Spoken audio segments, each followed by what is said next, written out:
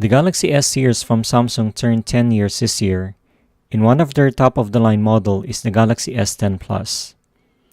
I've been using this for 14 days, and specs-wise, it has a 6.4-inch Infinity display with its first new hole-punch screen, which gets rid of the previous model's notch screen.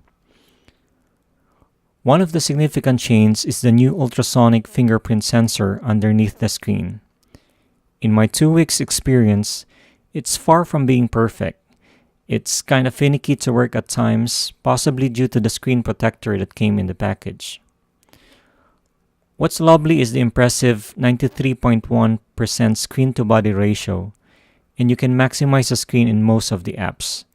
Though, it will have a cutout on the hole punch, but it's a matter of getting used to it. Another great thing about this smartphone is its camera lenses.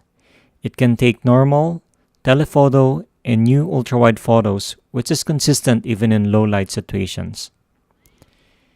It has also wireless power share feature that let you use the back of this S10 Plus to charge another phone or even the new Galaxy Buds.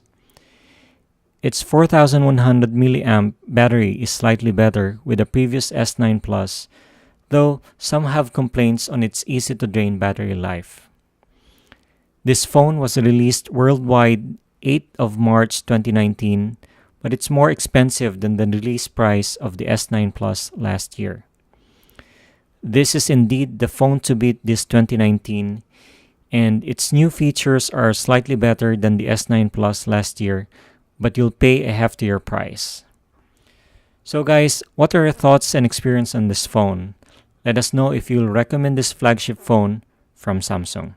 Thank you.